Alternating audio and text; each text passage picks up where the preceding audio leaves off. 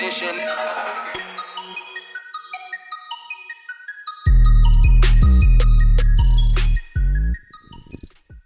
Então, bem-vindos a mais um episódio de Bitcoin Talks. É muito bom para mim continuar a fazer este processo de conhecer projetos portugueses e pessoas que estão envolvidas na prática a desenvolver projetos em criptomoedas ou em blockchain, tecnologia blockchain aqui. Temos tido alguns projetos engraçados portugueses e hoje temos mais um projeto que é o Blockbase. Temos aqui dois convidados. Eu pedia, se calhar, em primeiro lugar, para vocês se apresentarem e dizerem o vosso cargo, talvez, ou a vossa função no vosso projeto. Queres começar por ti? Vamos começar por ti. Olá, António. Bom dia. O meu nome é Ricardo Pinto. Eu sou o fundador do Blockbase. Sou responsável também pelo departamento de inovação na HP2 e basicamente é isso, é a minha apresentação. Ora, bom dia, eu sou o Diogo Bulha, eu sou um developer na equipa de Blockbase, estou a liderar a equipa de desenvolvimento neste momento e também pertenço à HP2. E é isso. Boa. Ok, então, tu és o founder da empresa? Tens essa função também como fundador da ideia que está por trás ou és mais o grande arquiteto das ideias que ali se partilham? Bem, em boa parte a ideia do Blockbase partiu de mim, mais ou menos em 2015, 2016. Foi também por essa altura, ou um ano depois, não me recordo agora exatamente, que conheci o Diogo Bulha, quando entrou na HP2 e nós chegámos a fazer um projeto logo nessa altura que começava a trabalhar aqui as ideias do Blockbase. Portanto, já tem muitos anos de trabalho e de idealização do conceito que nós temos agora. Ok, portanto a Blockbase é um projeto dentro da HP2, basicamente. Correto. Que é uma empresa que já trazia de trás know-how e já trazia de trás uma estrutura que permitiu criar um projeto específico da Blockbase dedicado a criptomoedas. Não a criptomoedas, mas dedicado a blockchain, neste caso. Sim, existe muito conhecimento na HP2 de desenvolvimento de software e de arquitetura de software e de engenharia no geral.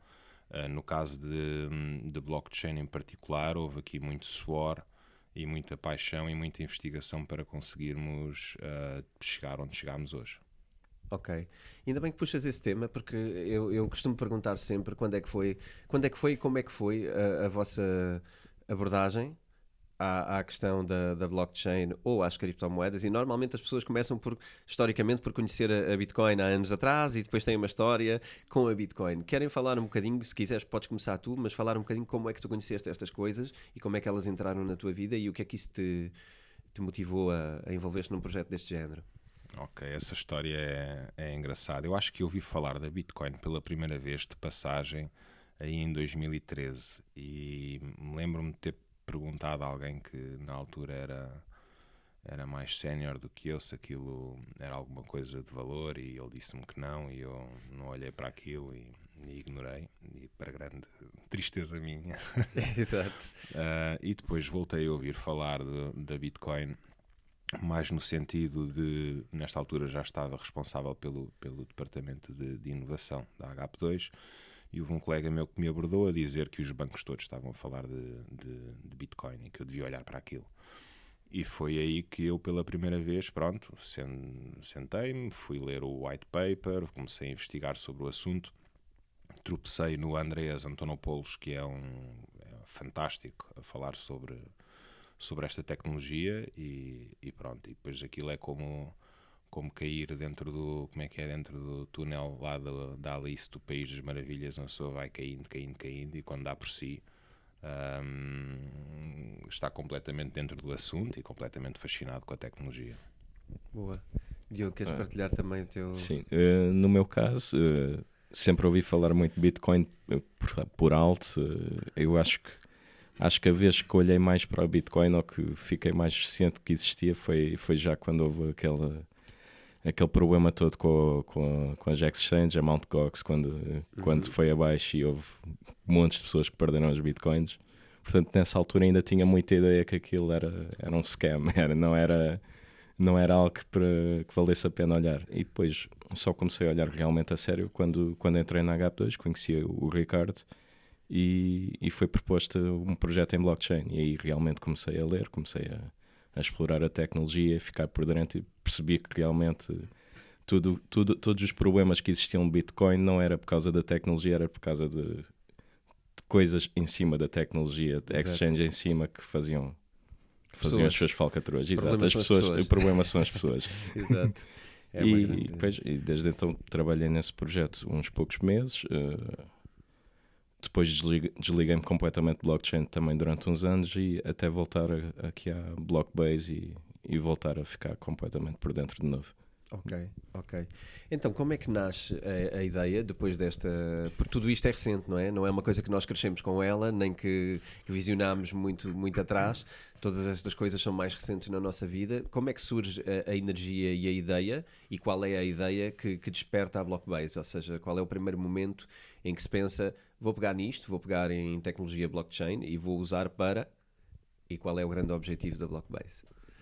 Ok, portanto, esta ideia surgiu, como estava a dizer há bocado, mais ou menos em 2016, e isto foi na altura onde nós já tínhamos uma ideia bastante concreta de como é que funcionava a Bitcoin e o blockchain, tecnologia blockchain no geral, e foi também na altura em que o Ethereum estava a começar a ganhar bastante proeminência a nível mundial. E o que me despertou algum interesse em fazer uma alternativa, uma tecnologia alternativa ao Ethereum é que o Ethereum é, resumidamente, uma plataforma de smart contracts, portanto é uma plataforma programável onde se pode, dentro dessa plataforma, executar código. E o que acontece é que aquilo é um blockchain, semelhantemente a um blockchain como o da Bitcoin ou como todos os outros, e à medida que os blocos avançam dentro do Ethereum, o estado dos diferentes programas que estão a correr lá evolui também. E do ponto de vista de escalabilidade, isso impõe vários problemas aqui. Portanto, é um sistema que, por natureza, vai sentir muitas dificuldades de escalar. Para além disso, o Ethereum, logo nessa altura, o Vitalik, o fundador do Ethereum, disse que todos os mineradores, todos os nós participantes na rede do Ethereum teriam que executar exatamente as mesmas operações para chegarem aos mesmos resultados, o que impunha também outra restrição de escalabilidade do sistema, ou seja, o sistema era escalável só para uma máquina apenas, porque todas as outras tinham que replicar exatamente a mesma execução.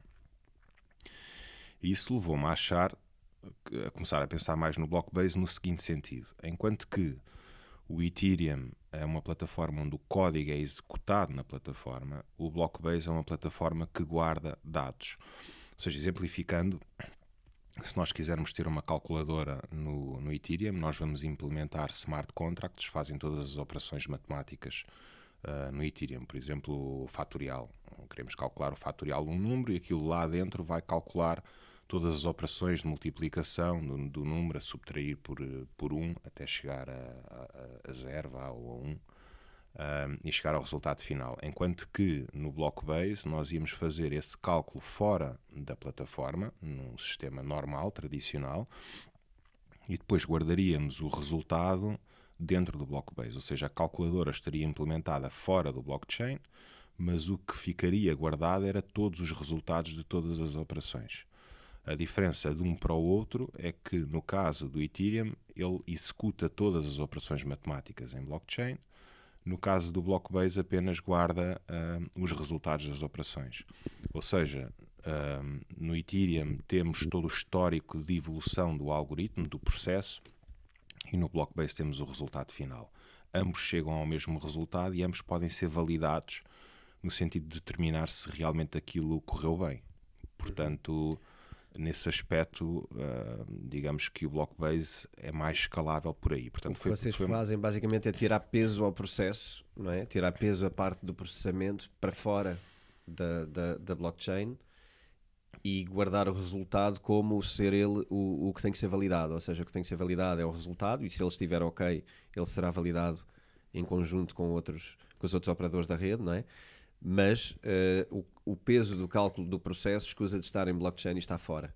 É isso. Em boa parte foi aí que começou a ideia, e depois essa ideia evoluiu para ser uma plataforma que permite guardar bases de dados. Portanto, o Blockbase vem block de blockchain e base de database. Portanto, é uma plataforma para a guarda de bases de dados em blockchain. Ok. Que usos práticos é que vocês veem para o serviço da Blockbase? Porque à partida o objetivo é prestar um serviço, não é? E como é que vocês veem a aplicação prática no mundo corporate? A nossa ideia é que o Blockbase não vai propriamente substituir bases de dados tradicionais. Nossa ideia atual é que seja um suplemento a bases de dados tradicionais. Dados críticos que as empresas queiram saber todo o histórico e ter um histórico garantido que não foi alterado, que não houve manipulação de dados, esses dados podem ser guardados na Blockbase. Como nós guardamos as bases de dados numa blockchain, temos a garantia do histórico todo que está lá, que não foi alterado e que podem confirmar isso. E essa é a nossa ideia atual. Já temos algumas ideias para trabalhar com clientes. Em princípio vamos trabalhar já num proof of concept nesse sentido, portanto é aí que estamos atualmente. Ok. Portanto, o cliente que quer guardar esses dados, ele está à procura de guardar dados à partida sensíveis e dados que ele quer garantir que não têm manipulação nem têm intervenção desde o dia em que foram inseridos, não é? Portanto, uma base de dados mais estática, provavelmente, mas com um nível de confiança, uma necessidade de confiança maior. Vocês conseguem, não querendo obviamente revelar nem entrar nos vossos clientes operacionais, mas conseguem imaginar dar exemplos de algum tipo de indústria que possa precisar disso na prática? Um exemplo mais prático para figurar aqui aos ouvintes gerais, para dar uma ideia de como é que isto é útil. Ok, portanto, esta coisa de guardar dados em blockchain é algo que para já ainda pode parecer um bocado complicado de perceber, mas eu sinceramente julgo que daqui a uma década vai ser uma prática comum para muitas empresas.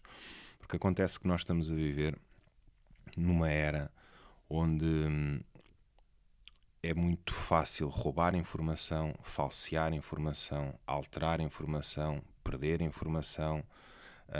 Temos fake news, temos fake profiles, temos fake fotos, temos deepfakes, temos fake tudo e mais alguma coisa.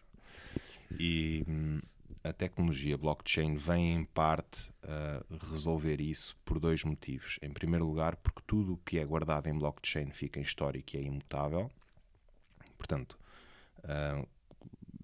ou seja, temos um histórico que não conseguimos alterar e, para além disso, tudo o que é adicionado ao blockchain tem que ser assinado digitalmente pelos participantes. Ou seja, nós conseguimos ter aqui umas qualidades de segurança que são completamente diferentes de sistemas de guarda, de armazenamento de dados tradicionais. Portanto, numa base de dados tradicional, temos um sistema de segurança tradicional que consiste numa equipa que gera a segurança da base de dados, num conjunto de passwords que eles administram, numas firewalls à volta daquilo, talvez numas políticas de segurança se for uma empresa mais avançada nesse aspecto, mas a verdade é que toda essa informação pode ser manipulada, principalmente se essa equipa tiver essa intenção. Portanto, o sistema de segurança é centralizado. Ou seja, se nós quiséssemos guardar a Bitcoin dentro de uma base de dados tradicional gerida por uma equipa de segurança tradicional, no momento em que aquilo ganhasse valor, aquela malta ia logo deturpar o sistema a seu favor, obviamente. Portanto, o motivo pelo qual a Bitcoin tem sucesso é porque isso não é possível, porque o sistema é descentralizado. E no momento em que nós começamos a descentralizar a segurança de bases de dados tradicionais, colocando os dados em blockchain, nós conseguimos obter aqui uma segurança muito diferente. E é nesse sentido que nós estamos a ir. Esta empresa que está a trabalhar connosco é uma empresa especificamente relacionada com a saúde, e o motivo pelo qual eles têm interesse em explorar tecnologias blockchain é porque o próprio Infarmed está a começar a dizer que certa informação tem que constar em blockchain. Portanto, aqui o caso é muito simples. Vamos imaginar que existe um problema qualquer, por exemplo, com um dispositivo de saúde, ou com um ato médico, ou o que for, onde resultou em danos muito graves para o paciente, como por exemplo, na pior das hipóteses, a sua morte, nós queremos tentar determinar tudo o que poderá ter levado a isso ter acontecido. E a melhor forma de o fazer é tendo essa informação em blockchain. Isso é incrível, isso é uma evolução muito grande naquilo que é a confiança do cliente aqui, não é? Face ao serviço que lhe é prestado. Portanto, se calhar aquilo que eu estou a ver em termos de utilidade maior é o primeiro passo, parece-me logo uma transparência maior no que diz respeito ao serviço prestado pela entidade que o contrata, não é? Portanto, estamos aqui a falar de uma entidade estar-se quase a certificar de que o serviço que presta é transparente e é de qualidade, e transmitindo essa confiança para o cliente, não é? Parece-me isto... É muito por aí, é muito por aí. Há quem diga que daqui a uma década auditores não vão olhar para uma base de dados tradicional. Eles vão recusar-se a analisar dados vindos de uma base de dados tradicional, porque aquilo pode ser deturpado até ao último ping de informação. Contabilidade criativa, não é? É, exatamente, é o cook da data, é algo que pronto, vem aí o contabilista, o auditor, vamos pôr isto tudo direitinho, e de repente os dados ficam todos perfeitinhos no dia anterior. Primeiro há um plano de como é que aquilo deve parecer bonito, e depois então vamos fazer para chegar lá, não é? E aí a blockchain será um certo certificado de verdade, pelo menos em algumas coisas que sejam controláveis, não é? Através da blockchain. Vocês dentro quando criaram o vosso projeto, vocês têm uma história engraçada que eu gostava de abordar, que é a forma como vocês se financiaram, que é também uma forma que me parece a mim que credibiliza bastante o vosso projeto. Vocês são financiados através do Portugal 2020 e, portanto, têm toda essa necessidade de justificar e de validar as ideias e os projetos e a seriedade dos vossos investimentos junto de uma entidade oficial. Eu gostava de vos perguntar primeiro como é que foi o processo, se foi fácil, se foi difícil, se é algo que vocês já conheciam e que, portanto, foi processualmente fácil. E, por outro lado, o facto de ser em blockchain uma coisa inovadora, como é que funcionou em termos da vossa avaliação? Dificultou-vos a vida ou não? Ou pelo contrário, foi algo que vos foi uma vantagem? Como é que isto funcionou a nível de financiamentos europeus? Ok, muito bem. Portanto, nós concorremos especificamente a um programa do Portugal 2020 que se chama SIIDT, que é um programa que financia projetos que tenham um cariz bastante inovador, ou quase extremamente inovador. Portanto, a taxa de sucesso, a taxa de aprovação deste tipo de projetos é 5%, 7%. Portanto, é difícil obter financiamento para este tipo de projetos e o que requer é uma submissão de um documento com aproximadamente 100 páginas, portanto aquilo é quase um livro que se publica ali, onde explicamos tintim por tintim o que é que o nosso projeto é, o que é que pretende fazer, qual é o modelo de negócio, como é que vai entrar nos mercados, qual é a equipa. Portanto, é tudo explicado de fio a pavio. E depois isto vai ser avaliado por uma equipa de peritos que logo decidem se aprovam ou não aprovam o projeto. Portanto, como disse, é uma taxa de aprovação muito reduzida, portanto é um programa muito competitivo, e nós decidimos concorrer a esse programa porque acreditávamos que tínhamos uma ideia com substância e também foi ótimo no sentido, portanto nós ganhámos, obviamente, por isso é que estamos a falar disso, e foi ótimo nesse sentido porque também deu-nos uma grande confiança em percebermos que a ideia que tínhamos nas mãos era uma ideia que era verdadeiramente inovadora e especialmente em Portugal, neste caso. Mas, entretanto, até temos vindo a verificar que o sistema que nós estamos a desenvolver não encontramos nada exatamente igual a nível mundial. Encontramos algumas coisas semelhantes, mas muito pouco. Ok, acabaste por responder também a outra questão que eu ia colocar, que era Desculpa. Que outros, não, ótimo, 2 em 1, que outros projetos é que tu revês proximidade, não é? Porque isto é obviamente um mercado em ebulição bastante grande, apesar de haver estes ânimos e desânimos que têm muito a ver com cotações e moedas, portanto fala-se mais quando há grandes cotações, fala-se menos quando há menores cotações, e isto acaba por abranger a parte da blockchain inclusiva, não é? Porque essas notícias acabam por vir em grupo. E aqui a pergunta seria, nós que vamos acompanhando um bocadinho a indústria internacional, vamos vendo que as coisas não param por causa disto. As pessoas que acreditam na tecnologia e estão a trabalhar nela. Que outros projetos internacionais é que tu vês? Não que isto seja muito relevante para nós, mas como é que vocês sentem competição nesse caso e como é que se sentem preparados para... Pois, como o Ricardo já disse, não há propriamente nenhum projeto exatamente com a mesma ideia que a nossa, apesar de termos vários projetos que também se focam na guarda de dados em blockchain. Só que a maior parte dos projetos que nós vemos focam-se em guardar ficheiros, ou seja, criar um file system em blockchain. Enquanto o nosso difere completamente por ser o guarda de bases de dados. Nós temos todo um sistema de queries praticamente igual a SQL, qualquer base de dados SQL. O nosso sistema de queries é bastante semelhante a essas bases de dados tradicionais. Portanto, nós queremos criar um serviço que seja fácil de usar para quem já está habituado a bases de dados tradicionais. Okay. E não existe, pelo menos do nosso conhecimento, não existe nada semelhante ao que nós estamos a fazer nesse sentido. Ok. Vocês, sei que também na forma, na vossa arquitetura da própria Blockbase existe um papel para um token, mas não é o papel tradicional, ou pelo menos não é totalmente igual aos tokens mais conhecidos pelas ICOs, que são formas de financiamento. Portanto, normalmente, também aqui aproveito para explicar para quem não está tão por dentro e começou a ver o podcast por aqui, não pelo princípio, bem-vindo na mesma, mas aproveito para explicar a parte dos ICOs, que muitas vezes são formas de financiamento. Portanto, as empresas emitem tokens como se fossem pequenas, às vezes pequenas partes acionistas da empresa, outras vezes nem isso, mas muitas vezes financiam-se com tokens e esse token é distribuído, as pessoas adquirem-no e é isso que financia a equipa que está a desenvolver o projeto. No vosso caso não é exatamente assim, vocês têm esta fonte de financiamento, mas vocês têm um token e têm um plano para ele e têm também uma forma diferente da norma. Não sei se será tão única, mas é diferente do mais comum, que é as emissões dos ICOs. Já há outros projetos que fizeram emissões de ICOs graduais no tempo e não foi todo feito de uma vez, portanto não foi lançado um ICO uma vez, foi feito, por exemplo, no caso da EOS, por exemplo, é um token que foi distribuído ao longo de, creio que mais de um ano, algo do género. Como é que funciona o vosso token e em que é que ele difere deste padrão mais tradicional?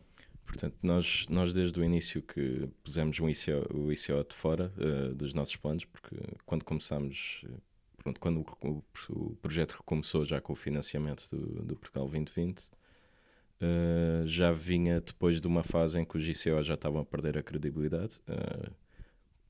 Se calhar mais de 90% dos ICOs que víamos por aí eram scams, o que não dá uma boa imagem a nenhum projeto. Portanto, a associação ICO ficou logo fora de questão, não fazia parte dos nossos planos. Portanto, mas nós de qualquer forma queríamos ter a token porque seria a forma de utilizar o nosso serviço. Era a nossa ideia desde o início e então o que nós pensámos foi utilizar um AirGrab, que é o conceito semelhante ao AirDrop, mas muito específico à iOS. Portanto, entrando em termos um bocadinho mais técnicos aqui, para uma token da iOS é difícil fazer um airdrop porque os custos são extremamente elevados. Então a diferença de um AirGrab consiste em as pessoas têm de mostrar o interesse na moeda, ou seja, têm de meter um stake da sua própria moeda para receber a nossa moeda.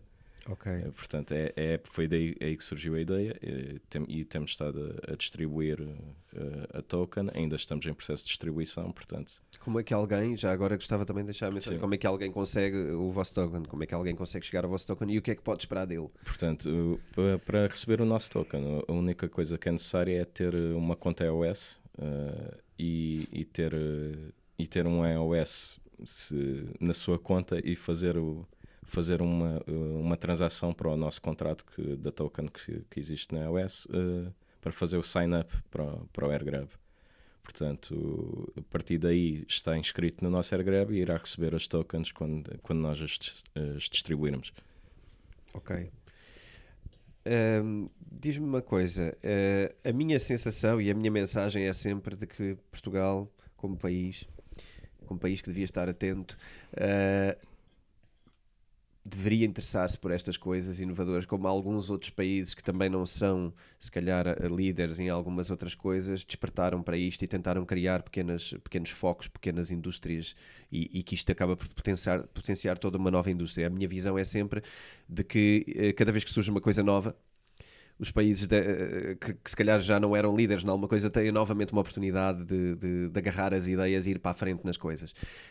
Partindo do princípio que houvesse coragem e que houvesse essa vontade, como é que vocês sentem a dificuldade de encontrar, e talvez esta pergunta seja mais para o Diogo, não sei, que é mais a parte de desenvolvimento, como é que se consegue trabalhar, porque isto exige linguagens específicas e exige conhecimentos específicos, não é? E às vezes até um pensamento mais educado no que diz respeito à blockchain. Como é que é e qual é a dificuldade de criar uma equipa para se trabalhar um projeto deste tipo em Portugal?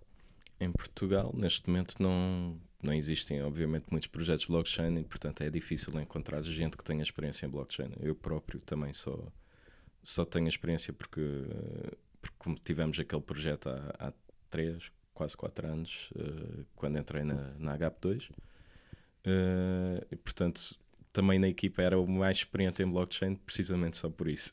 Sim, porque na verdade isto é engraçado, porque esta indústria vem ao contrário, não é? Porque primeiro há uma necessidade e há uma ideia e há uma tecnologia, mas não há ainda, começa a existir, mas não há ainda faculdades a mandar cá para fora gente treinada Não. para trabalhar esta linguagem e este tipo de pensamento, não é? Agora já começa a haver uns projetos, mas a nível nacional creio que não. Creio que há interesse, mas já agora queres partilhar? Estou a ver que tens aí alguma informação sobre esse nível. Eu julgo que alguns cursos agora já têm pelo menos uma disciplina em blockchain, portanto já começa a ser ensinada essa matéria. Relativamente às oportunidades que vão surgindo de revoluções tecnológicas para países como Portugal poderem aproveitar e tentarem posicionar-se como líderes nessas tecnologias, o problema maior que eu vejo aqui, pelo menos para Portugal, é a falta de haver venture capital e de haver uma espécie de mindset nacional de arriscar e de fazer startups e de haver financiamento para essas startups. Pelo menos a comparação que eu tenho de várias pessoas com quem eu já falei dos Estados Unidos, aquilo é completamente diferente. É completamente diferente. Nós estamos a falar de alunos que ainda estão na faculdade, que têm uma ideia interessante e vão apresentar essa ideia perante os seus colegas, aonde, portanto, é uma apresentação pública, onde venture capitals, business angels, esse tipo de investidores vão assistir, e se gostarem da ideia são capazes de tirar o cheque do bolso e passar logo ali $100,000 para financiar a ideia. Portanto, isto acontece com regularidade nos Estados Unidos. Este tipo de cultura não existe em Portugal, ou existe muito, muito pouco. Os americanos que estão cá em Portugal, muitos mudaram-se para cá por diversas razões, dizem que vêem grande dificuldade em explorarem a tecnologia blockchain, em boa parte porque existe resistência financeira, resistência ao risco da parte dos próprios developers que sentem que preferem manter-se numa carreira tradicional. Sim. Portanto, não é em boa parte eu acho que é mais por causa disso do que outra coisa. Ok. Fica a mensagem também para quem tenha o poder de mudar alguma coisa, queira interessar-se e entrar no novo mercado. Em relação aos developers, como é que vocês resolvem este dilema de não haver o manpower para o fazer ou não haver o manpower qualificado? Como é que isto obviamente que é um obstáculo, é uma dificuldade que vocês têm que vencer de alguma maneira. Como é que vocês encontraram solução para isto? No nosso caso, não tivemos propriamente solução para encontrar gente com experiência em blockchain. A equipa foi formada com pessoas que não tinham experiência em blockchain. Ok. Mas, e também sendo um projeto P2020, é uma equipa que tem de ser formada por recém-licenciados. Ok. Portanto, a nossa equipa é tudo pessoas bastante jovens. Portanto, mas a nível de tecnologias, não temos assim tanta resistência por dois motivos. A nossa plataforma é desenvolvida em C#, .NET, que é fácil encontrar pessoas que já tenham mexido, Na linguagem, trabalhado na linguagem, porque é uma das grandes aqui em Portugal. Vários projetos são feitos em .NET. E a segunda é a blockchain em que nós estamos a trabalhar, estamos a meter os nossos smart contracts, é o EOS, que a linguagem dos smart contracts é C++, portanto não é, também não é uma linguagem nova. Sim. E a nível de também de ensino cá em Portugal, não costumamos aprender C++, mas muita gente pelo menos já trabalhou em C. É diferente, é verdade, bastante diferente, mas vai beber a mesma fonte. Mas consegue-se fazer a passagem, por assim dizer. Portanto, e essa é uma das razões também para terem escolhido EOS em vez de Ethereum, porque a Ethereum usa outra linguagem, não é? Teria sido mais difícil fazer isso, por exemplo, em Ethereum? Para o nosso caso teria sido impossível fazer no Ethereum por um motivo muito simples, porque no Ethereum qualquer transação que corre é gasto token, tem-se de pagar pelo gas. Enquanto a nível da EOS as transações são grátis, entre aspas, porque só é necessário ter stake de CPU e esse aluguer que se faz do CPU conseguimos correr qualquer transação desde que não se passe o limite do que temos direito. Okay. E nunca perdemos esse dinheiro, porque esse dinheiro está simplesmente staked e pode ser recuperado a qualquer momento. Sim, é POS, não é? Em vez de ser através do mining.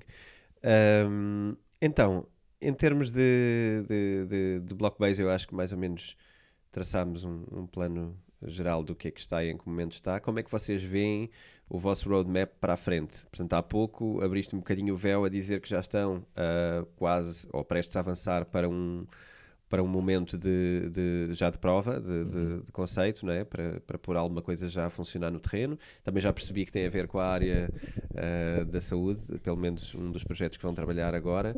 Qual é que é o vosso roadmap e quando é que vem o vosso shift de passar a ter coisas no terreno e a funcionar operacionalmente?